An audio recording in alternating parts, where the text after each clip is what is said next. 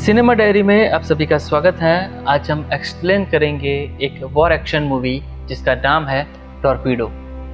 Film की शुरुआत होती है सन 1941 में, जब दूसरे विश्व युद्ध में जर्मनी ने बेल्जियम पर कब्जा कर लिया है।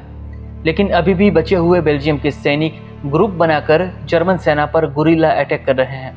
बेल्जियम के एक छोटे से शहर में बेल्जियम के 4 सैनिकों को फांसी देने की तैयारी हो रही है। जर्मन अफसर अपने सैनिकों के साथ वहां पर आता है। तभी एक बिल्डिंग की खिड़की से रॉकेट लॉन्चर फायर होता है। रॉकेट लॉन्चर फायर होते ही चारों सैनिक अपनी मशीन गन निकालकर वहां मौजूद जर्मन प्लाटून को खत्म कर देते हैं। अब सिर्फ जर्मन प्लाटून कमांडर जिंदा है। जर्मन प्लाटून पर गुरिल्ला अटैक करने वाले ग्रुप का अफसर स्टेनर नाजी कमांडर को सरेंडर करने के लिए कहता है। अगले सीन में हम देखते हैं कि बेल्जियम का आर्मी अफसर ब्रिटिश अफसरों के साथ एक सीक्रेट मिशन पर बात कर रहा है। अगर ये मिशन सफल हुआ तो वे लोग जर्मन सेना को हराने में कामयाब हो जाएंगे। कैप्टन माइस बताता है कि उनके पास एक कमांडो टीम है जो इस खतरनाक मिशन को अंजाम दे सकती है। दूसरी ओर स्टेनर और उसके सैनिक जर्मन कमांडर को हाईजैक करके अपने कैंप में आते हैं, जहां वे उससे पूछताछ करते हैं। वार्नर रेडियो ऑपरेट कर रहा है, जो दूसरे अफसर को नाजी अफसर के बारे में इन्फॉर्म करता है। वो अफसर कहता है कि उस नाजी को लेने के लिए टीम रवाना हो चुकी है। वहीं नाजी अफसर पूछताछ में कुछ बोल नहीं रहा, इसलिए स्टेनर गुस्सा होकर टब में हैंड ग्रेनेड फेंक देता है, जिससे नाजी अफसर की खोपड़ी के परकच्चे उड़ जाते हैं। अगले सीन में हम देखते हैं कि कैप्टन माइस जेल में बंद German you boat commander Jaeger से मिलने जाता है। वो जैगर को एक ऑफर देता है। अगर जैगर ऑफर एक्सेप्ट कर लेता है तो वो जल्दी रिहा हो जाएगा। जब जैगर को पता चलता है कि उसका बड़ा बेटा युद्ध में मारा गया है तो वो काफ़ी दुखी होता है। शुरू में वो कैप्टन माइस का साथ देने से झिझक रहा था, लेकिन जब माइस जैगर को उसके छोटे बेटे की फ़ोटो दिखाकर कहता है कि तुम चाहो तो अपने छोटे बेटे को बचा सकते हो, तब जैगर एग्री हो जाता है। वहीं स्टेनर के कैंप में हम देखते हैं कि स्नाइपर नैदीन और उसका बॉयफ्रेंड फिलिप एक पावरफुल बुलेट से स्नाइपिंग की प्रैक्टिस कर रहे हैं। ये एक स्पेशल बुलेट है जो टकराने के बाद ब्लास्ट होती है। वे एक पेड़ पर फायर करते हैं और पेड़ टूट जाता है। बाकी सैनिक वहां खेल रहे हैं। स्टेनर नींद में है, लेकिन उसका पास्ट उसे सोने नहीं दे रहा। नींद में वो देखता है कि नाजी अफसर उसे उसकी पत्नी को मरता हुआ देखने के लिए मजबूर करते हैं और फिर उसकी रिंग निकालकर जेब में रख देते हैं। फिर गेस्टापो कमांडर कीच उससे पूछता है कि यहूदियों का ठिकाना कहाँ पर है, जिन्हें उसने छिपने में मदद की थी। लेकिन स्टेनर चुप रहता है और फिर गेस्टापो कमांडर के मुंह पर थूकता है। गुस्से में आकर जर्मन कमांडर स्टेनर को बाथ टब में डुबो रहा है। तभी उसकी नींद खुल जाती है। वो देखता है कि उसकी बेटी नैदीन उसका घाव चेक कर रही है।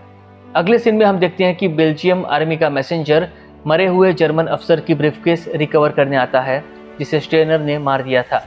फिर वो स्टेनर को एक लेटर देता है जिसमें सीक्रेट मिशन के बारे में बताया गया है। मैसेंजर बताता है कि अगर स्टेनर और उसकी टीम इस मिशन में कामयाब हुई तो कई जर्मन सैनिक मारे जाएंगे। कुछ दिन बाद स्टेनर और उसका ग्रुप कैप्टन माइस के साथ जर्मन सबमरीन पर सवार होते हैं। सबमरीन में उन्हें मिशन के बारे में बताया जाता है, जिसके मुताबिक स्टेनर को यूरेनियम 235 को सही सलामत न्यूयॉर्क तक पहुंचाना है। एक बार यूरेनियम न्यूयॉर्क पहुंच गया तो फिर न्यूक्लियर बम बनाना आसान हो जाएगा। ये दुनिया का पहला न्यूक्लियर बम होगा जिसके पास किसी भी देश को तबाह करने की क्षमता होगी। कुछ ही देर में वहां जैगर आता है जो सबमरीन चलाएगा, लेकिन स्टेन कहता है कि वो किसी जर्मन सैनिक के साथ काम नहीं कर सकता। जैगर उसे जर्मन सबमरीन के कॉम्प्लिकेशन के बारे में बताता है। जैगर कहता है कि क्रू को सबमरीन के लिए ट्रेन करने में 3 सप्ताह का समय लगेगा। ये सबमरीन टॉर्पीडो लॉन्च कर सकती है, लेकिन कैप्टन माइस वेपन का इस्तेमाल करने पर रोक लगा देता है। मिशन पर जाने के कुछ दिन पहले सबको बताया जाता है कि सबमरीन में उनकी पोजीशन क्या होगी। सिर्फ नैदीन को बाहर रखा जाता है क्योंकि स्टेनर अपनी बेटी की जान खतरे में डालना नहीं चाहता। अगले दिन कुछ अफ्रीकन लोग आकर सबमरीन में सामान लोड करते हैं। तभी वार्नर जर्मन रेडियो ट्रांसमिशन को इंटरसेप्ट करता है। डेक पर मौजूद फिलिप देखता है कि जर्मन बैटलशिप उनकी ओर आ रहे हैं, इसलिए स्टेनर और बाकी टीम मेंबर्स को तुरंत सबमरीन लेकर वहां से निकलना पड़ता है। सबमरीन के अंदर कैप्टन माइस की जैगर के साथ बहस होती है। कैप्टन जैगर को बताता है कि उसे इस मिशन के बाद एक और आखिरी काम करना होगा।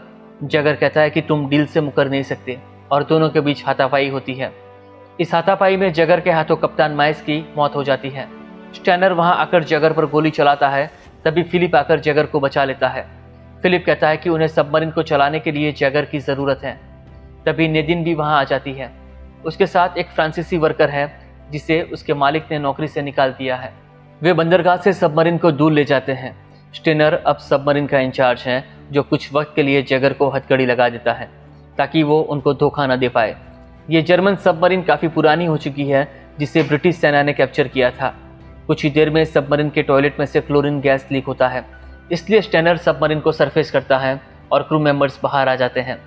तभी एक जर्मन प्लेन दिखाई देता है जो पेट्रोलिंग कर रहा है। ये देखकर स्टेनर सबमरीन को डाइव करने के लिए ऑर्डर देता है और खुद डेक की मशीन गन से प्लेन पर फायर करके प्लेन को उड़ा देता है। सबमरीन फिर से सरफेस होती है और स्टेनर डूबने से बच जाता है। कुछ देर बाद जैगर नोटिस करता है कि सबमरीन अपने तय रास्ते से भटक रही है। वो जांच करने के लिए इंजन रूम में जाता है और देखता है कि फिलिप अपनी ड्यूटी करने के बजाय नेदिन के साथ लेटा हुआ है। तभी वहां पर स्टेनर भी आ जाता है और अपनी बेटी नेदिन को फिलिप के साथ देखकर काफी गुस्सा होता है। वो फिलिप को घसीटते हुए टॉर्पीडो ट्यूब के पास लेकर आता है ताकि उसे ट्यूब के रास्ते समुद्र में फेंक सके। तभी नेदिन आकर अपने पिता को रोकती है। वो बताती है कि उसे अपने तरीके से जिंदगी जीने दे, क्योंकि वो फिलिप से प्यार करती है। फिर भी स्टेनर का गुस्सा शांत नहीं होता। नेदिन को लगता है कि जब तक वो फिलिप से शादी नहीं करेगी उसके पिता नहीं मानेंगे, इसलिए वो उसी वक्त फिलिप से शादी करने के लिए कहती है। जैगर उन्हें लेकर अटैक पर आता है। दोनों की शादी करवाई जाती है। तभी स्टेनर देखता है कि दूर एक जर्मन सबमरीन खड़ी है, इसलिए वो सबमरीन को डाइव करने के लिए कहता है। कुछ देर बाद वार्नर चिल्लाकर क्रू को अलर्ट करता है कि एक टॉर्पीडो उनकी ओर आ रहा है। सभी अपनी पोजीशन लेते हैं। जैगर सबमरीन को और नीचे ले जाने के लिए कहता है। टॉर्पीडो सबमरीन के ऊपर होते हुए निकल जाता है। अब वे सबमरीन के इंजन बंद कर देते हैं और क्रू भी शांत हो जाता है, क्योंकि जर्मन सबमरीन उनसे काफ़ी नज़दीक है। वार्नर रेडियो सिग्नल चेक कर रहा है, तभी गलती से उसका हाथ रिकॉर्ड प्लेयर पर चला जाता है और प्लेयर बजने लगता है। इसलिए क्रू को फिर से इंजन स्टार्ट करके वहां से भागना पड़ता है। वहीं बाकी क्रू मेंबर टॉर्पीडो को ट्यूब में लोड कर रहे हैं, लेकिन तभी टॉर्पीडो वैन के पैर पर गिर जाता है, जिससे वो बुरी तरह से घायल होता है। अब जेंगा की मदद से टॉर्पीडो को लोड किया जाता है। स्टेनर जैगर से कहता है कि टॉर्पीडो फायर करो, लेकिन जैगर झिझक रहा है क्योंकि वो फिर से जर्मनों के खिलाफ लड़ना नहीं चाहता। तभी जर्मन सबमरीन फायर करती है। जैगर भी तुरंत टॉर्पीडो लॉन्च कर देता है। जर्मन सबमरीन का टॉर्पीडो स्टेनर की सबमरीन को छूते हुए निकल जाता है। वहीं दूसरा टॉर्पीडो जर्मन सबमरीन से टकराकर ब्लास्ट होता है और जर्मन सबमरीन तबाह हो जाती है। जर्मन सबमरीन में हुए ब्लास्ट के कारण स्टेनर की सबमरीन को भी काफ़ी डैमेज होता है, क्योंकि वो जर्मन सबमरीन से काफ़ी नज़दीक थी। सबमरीन में कई जगह से पानी आने लगता है, इसलिए उन्हें सबमरीन को सतह पर लाना पड़ता है ताकि सबमरीन से पानी निकाला जा सके। दूसरी ओर वैन के पैर से काफ़ी खून बह रहा है। स्टेनर अपने साथी को कहता है कि वैन का पैर काट दो। फिलिप आरी लेकर वैन का पैर काट देता है ताकि उसकी जान बच जाए। कुछ ही देर में वहां जर्मन डिस्ट्रॉयर आती है और वो स्टेनर की सबमरीन को जर्मन सबमरीन समझकर मदद के लिए ऑफर करती है। जैगर जर्मन डिस्ट्रॉयर के कप्तान को सबमरीन की जांच करने के लिए कहता है, क्योंकि उनके पास और कोई चारा नहीं है। जैगर अपने क्रू को चुप रहने के लिए कहता है ताकि जर्मन्स को ये डाउट न हो कि वे लोग जर्मन नहीं बोल सकते। जर्मन कमांडर सबमरीन पर आता है और जैगर के साथ उस सबमरीन की खोज पर डिस्कस करता है जिस सबमरीन ने जर्मनों की एक सबमरीन को उड़ा दिया है। जर्मन कमांडर जैगर और उसके क्रू को विस्की देता है। तभी उसे किसी के चिल्लाने की आवाज़ आती है, इसलिए जर्मन मेडिक को मदद के लिए भेजा जाता है, लेकिन उसे पता चल जाता है कि क्रू मेंबर्स जर्मन नहीं हैं। वैन अपने साथियों को अलर्ट करने के लिए चिल्लाता है। वहीं सबमरीन में मौजूद जर्मन अफसर भी गोलियां चलाते हैं। वैन और वॉर्नर की मौत के साथ स्टेनर और जैगर सभी जर्मन्स को मार देते हैं। तभी जर्मन कमांडर स्टेनर को गन पॉइंट पर ले लेता है। जैगर पीछे से आकर गोली चलाकर स्टेनर की जान बचा लेता है। जैगर कहता है कि उसने यूरेनियम के बारे में अफवाह सुनी थी कि उसकी मदद से खतरनाक बम बनाया जा सकता है। वहीं स्टेनर अपने क्रू को मिशन जारी रखने के लिए कहता है। तभी जैगर दिखता है कि जर्मन डिस्ट्रॉयर अपने कमांडर को वापस बुलाने के लिए सिग्नल भेज रही हैं।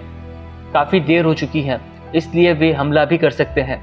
स्टेनर नेदिन को स्नाइपर राइफल देकर कहता है कि डिस्ट्रॉयर पर मौजूद टैंक मशीन गन को उड़ा दो। समुद्र में भारी बारिश और तूफान में नेदिन अपनी स्नाइपर लेकर पोजीशन लेती हैं और डिस्ट्रॉयर की मशीन गन पर फायर करती है। स्नाइपर में एक्सप्लोसिव बुलेट थी, जिसके सटीक निशाने से टैंक मशीन गन तबाह हो जाती है। ये देखकर डिस्ट्रॉयर का क्रू डिस्ट्रॉयर को सबमरीन से टकरा देता है, जिसके कारण सबमरीन को भारी नुकसान होता है। सबमरीन में पानी आने लगता है। नेदिन के अंदर आने के बाद वे सबमरीन का हैच बंद कर देते हैं, लेकिन सबमरीन में कई जगह से पानी आ रहा है, जिसे रोकने की कोशिश में कई क्रू मेंबर्स घायल होते हैं। एक दरवाज़ा ब्लॉक हो जाता है और नेदिन अंदर फंस जाती है। जैगर मदद के लिए सिग्नल भेजता है, वहीं स्टेनर घायल होने के बावजूद नेदिन को बचाने जाता है। फिलिप दरवाजे पर नेदिन को डूबता हुआ देखता है, तभी दूसरी ओर से स्टेनर आकर अपनी बेटी को बचा लेता है। नेदिन की जान बच जाती है। वहीं सबमरीन को अंडर वाटर ठीक करते हुए जैगर की जान चली जाती है। वो मरते हुए अपने छोटे बेटे की फ़ोटो देखता है। वहीं स्टेनर अपनी पत्नी की रिंग नेदिन को देता है और उसकी भी मौत हो जाती है। 4 साल बाद इस ग्रुप के बचे हुए मेंबर्स को हम बीच पर देखते हैं। फिलिप और नेदिन अपने छोटे बच्चे के साथ हैं। तभी रेडियो पर समाचार प्रसारित होते हैं। अमेरिकन प्रेसिडेंट हैरी ट्रूमैन बताते हैं कि हिरोशिमा और नागासाकी पर न्यूक्लियर बम गिराया गया है। ये न्यूक्लियर बम स्टेनर और जैगर की टीम ने न्यूयॉर्क जो यूरेनियम 235 पहुंचाया था, उसकी मदद से बना था। और इसी के साथ ये फिल्म समाप्त हो जाती है।